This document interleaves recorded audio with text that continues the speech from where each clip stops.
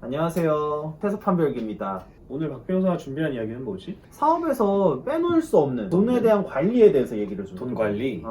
돈 관리가 이게 나도 하면서 느낀 건데, 정기적으로 월급을 받으면서 생활하다가 이제 그 월급이 사라져버리니까 돈에 대한 관리가 어렵더라고. 나 같은 경우는 예전에 이제 회사 다닐 때나 이럴 때는 뭐 적금을 넣는다거나 뭐 이렇게 예금을 한다거나, 물론 다른 재테크 같은 것도 좀 했지만 그런 거가 좀 이제 규칙적으로 계획을 짜가지고 가능했는데, 지금은 뭐 버는 게 매달 달라지니까. 그치. 어떤 달은 또 생각보다 많이 버는데 어떤 달은 또 아주 처참하게 안 벌 수도 있는 게 또 사업이다 보니까 요거에 대해서 감을 잡기가 쉽지가 않아. 그래서 나도 이제 여러 사람의 조언과 책 같은 거를 보면서 처음에 이제 좀 배웠는데, 고정적인 수입이 없으면 오히려 사업하는 사람들한테는 오히려 고정적으로 뭔가 집어넣는 걸 강제로 만들 필요가 있는 것 같아. 뭐 예를 들어서 어떤 사람은 적금을 선택할 거고, 나 같은 경우는 이제 주식을 매달 조금씩 산다거나 뭐 다른 뭐 어떤 재테크에 조금씩 집어넣는다거나 이런 거를 많이 하고 있거든. 동규 씨는 어떻게 돈 관리를 하고 있는지요?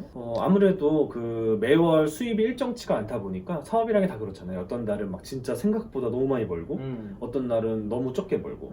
근데 인간이 참 간사한 게 많이 벌면 나도 모르게 많이 쓰는 습관이 나올 수밖에 없어요. 그래, 맞아. 그래서 저 같은 경우는 굉장히 매월 쓰는 생활비를 뭐 전 1년 동안 썼던 카드 사용 내역의 평균을 잡아서 그걸 아예 정해놓습니다. 정확하게 평균된 내 생활비. 이게 사실 전 이거 뭐 줄이는 건 싫거든요. 내가 원래 사용하던 패턴이니까 여기에 대한 생활비를 미리 정해놓고 이만큼 무조건 최소 벌어야겠죠? 사실 그거는 월급만큼도 안 되니까 쓰는 건 최소 번다는 생각을 하고, 이제 그 이후에 남는 그 잉여 돈들이 있잖아요. 더 추가로 번 매출들. 요거 같은 경우는 많이 벌면 훨씬 많이 남을 거고 조금 벌면 조금밖에 없거나 아니면 겨우겨우 생활비 맞출 수 있겠죠?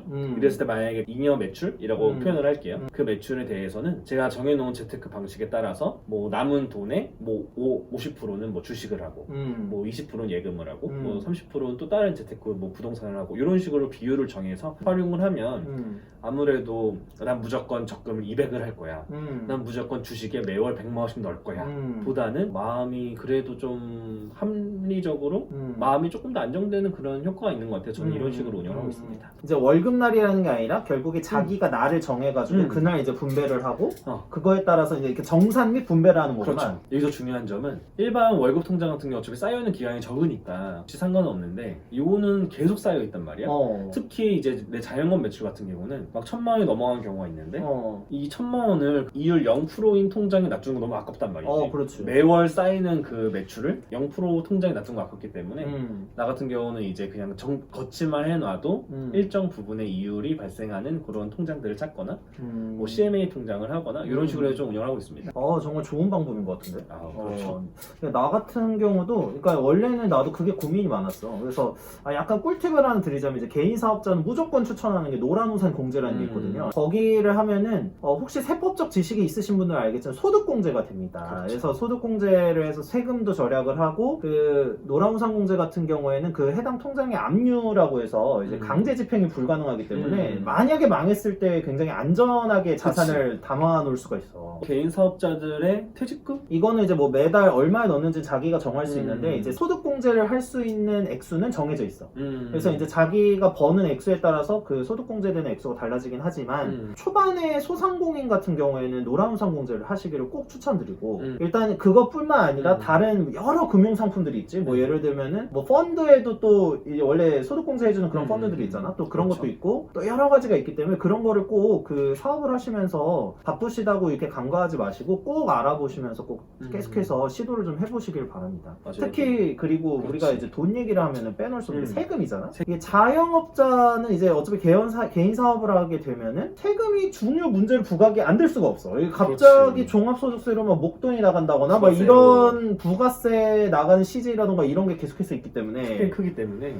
이게 그 월급 생각하시면 안 됩니다. 그러니까 월급을 생각을 하시면 원천징수를 해서 월급을 받는 거기 때문에 그건 그냥 내 돈이지만 제가 받아놨지만 이게 세금이 언제 나갈지 모른다는 그렇죠. 거. 그래서 그때마다 이제 5월이 이제 보통 그 맞아요. 지옥의 시즌, 이제 맞아요. 종합소득세를 내는 시즌이기 때문에 5월과 그다음에 이제 부가가치세 내는 시즌. 이 시즌에서 이제 그 돈 관리가 안 되는 경우가 있어요. 맞아요. 예, 그래서 그 부분을 꼭 감안을 하시면서 초반에 특히 사업하시는 분들 그 세금 쪽으로 생각이 잘 안 나시는 분들이 많기 때문에 맞아요. 이 얘기를 좀 꼭 드리고 싶었어요.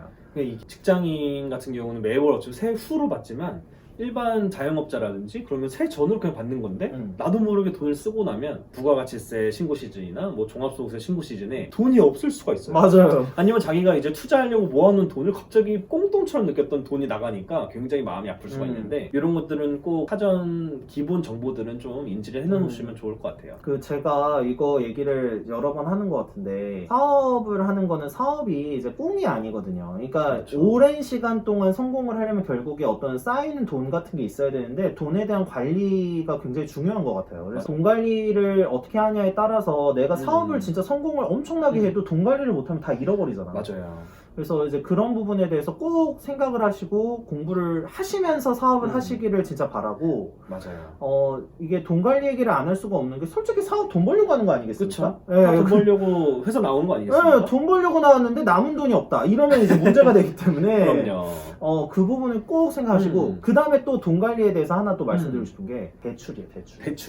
대출을 이게 직장인 때 나오는 대출과 이제 사업자용 대출이 상당히 다르다는 거를 상당히 다르죠. 꼭 이게 이제 이거 나중에 편을 또 따로 제작하긴 할 네. 텐데요. 일단은 가장 큰 차이는 정기적 수입이 없다는 거에서부터 다 출발을 해요. 그렇죠. 그래서 대출 빚을 갚아야 되는데 내가 이번 달에 장사를 망하면 갑자기 대출 빚을 감당하기가 어려워요. 맞아요. 그러니까 이거를 초반에 어느 정도는 내가 이런 것까지 감안해서 리스크를 감당하면서 돈을 좀 적립을 해 놓으셔야 된다고 생각을 좀 하고, 다만 이제 만약에 진짜 급하게 투자를 막 하셔야 된다라고 한다면 그러면은 좀 얘기가 다르긴 하죠. 근데 그래도 항상 이제 여유분이나 어느 정도 급하게 빠져나갈 때를 대비해서 그런 부분들은 꼭 생각을 하시면서 사업을 하셨으면 좋겠다. 맞습니다. 그리고 돈 관리에 대해서 좀 얘기를 더 하자면 나는 이런 생각을 좀 해. 보통은 자수성가를 하거나 사업을 처음에 읽어가지고 성공하는 사람들은 확실히 돈 관리를 정말 잘하는 분들이 많고, 특히 그 돈에 대한 감각이 있다 보니까 작은 돈에 대해서 가치를 많이 생각해. 그러니까 작은 돈이라고 해도 당장 써버려도 되는 돈 이렇게 생각하는 게 아니라 항상 그 돈의 가치에 대해서 많이 고민을 하시는 것 같아요. 그래서 그치. 이 돈을 내가 하루 참고서 이거를 모으면 나중에 이게 어떻게 될 것인가, 그리고 그 돈이 나중에 또 어떻게 뭐 복리든 뭐든 해가지고 쌓여가지고 나에게 돌아올 것인가에 대해서 생각을 많이 하시는 것 같아요. 그치. 그래서 그런 부분에 대해서 이제 꼭 생각을 해보셨으면 하고, 이거는 저희가 이제 되게 구체적인 방법론이나 이런 거는 차차 계속해서 말씀드리긴 할 거라서 오늘은 포괄적으로만 얘기를 하고 마치도록 하죠. 맞아요. 긴 이야기 들어주셔서 감사합니다. 네.